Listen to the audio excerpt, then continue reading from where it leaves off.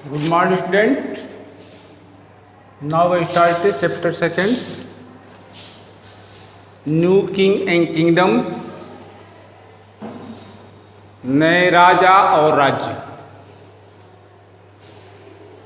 अब हम लोग धीरे धीरे जो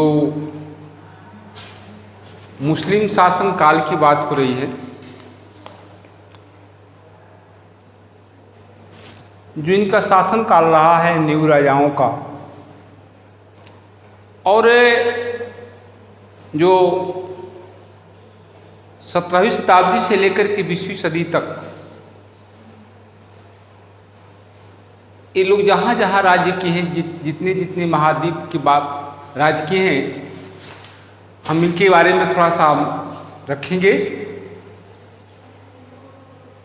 जो 17वीं शताब्दी के बाद जो जमींदार थे और जो ये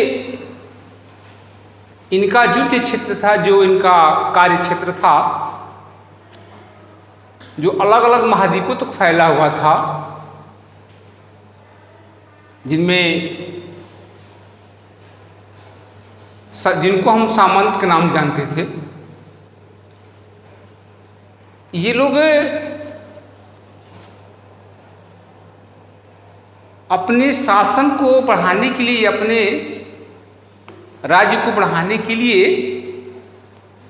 तमाम प्रकार के इनके जो फैक्टर थे, जैसे मिलिट्री सपोर्ट या अपनी ताकत को बढ़ाने के लिए धन की इकट्ठा करना, इसके बाद महासमंत, महामंडलेश्वर, ये जितने इनकी पदवियां थी,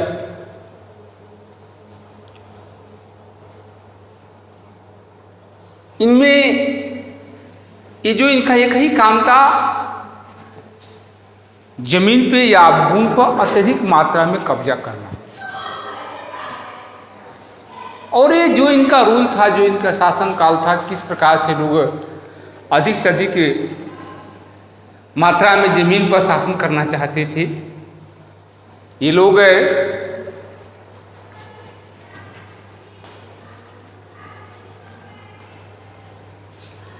राष्ट्रीयकूट से लेकर के दक्कन तक और चालुक्य से लेकर के कर्नाटका तक जो इनका शासन 18वीं शताब्दी के बीच में रहा है, दंती दुर्गा,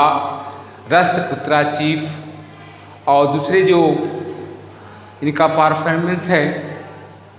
जो Haryana, garba, literacy, golden bombs,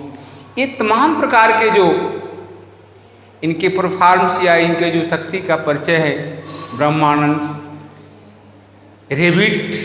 सेक्रीफाइड, छत्री, इवन दिवना व्रत, ये तमाम प्रकार के जो भी हैं, इनका एक ही काम था, अत्यधिक मात्रा में जमीन को हड़पना या जमीन पर शासन करना। सबका मकसद यही था। दूसरी बात, जो इनकी मिलिट्री योग्यता थी, जो इनकी मिलिट्री कला कौशल था, और जो उसके दम पर अपने राज्य का बढ़ाते थे, जिसमें कदम्बा, मौर्य आश्रम, गुजरात, पार्थरा, हरिश्चंद्रा, ब्रह्मास, ये जितने भी इनके ट्रेडिशनल प्रोफेशन थे, जिनका ये पारंपरिक जो व्यवसाय था, ये सीधी बात है, ये अधिक से अधिक जो भी इनकी व्यवस्था, अधिक से अधिक भूमि पर कब्जा करना चाहती थी और अपने राज्य को बढ़ाना चाहती थी। जो इनका एडमिनिस्ट्रेशन इन द किंगडम, जो इनका शासन काल व्यवस्था था, ये अलग अलग नाम से अपनी टाइटल देते थे, जिसमें Maharaj, Maharajadhiraj, great king, overland of the Kings,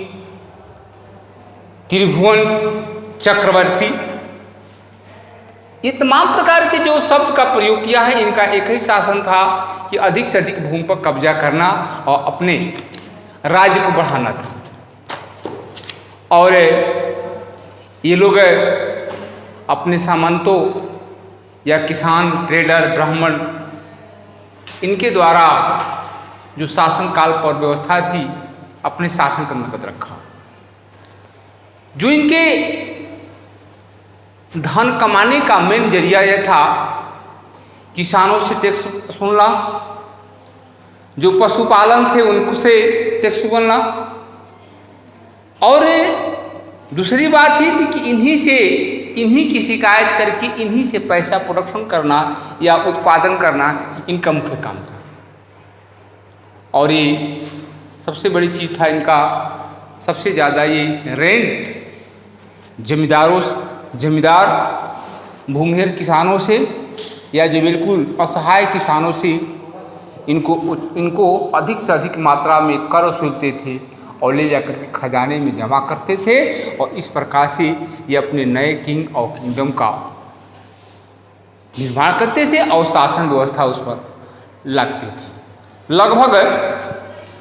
जो चोलाज वंश के जो राजा रहे जो तमिलनाडु, लगभग 400 सालों तक इन्होंने टैक्स को वसूला, और जिसमें अत्यधिक मात्रा में मजदूरी कराना,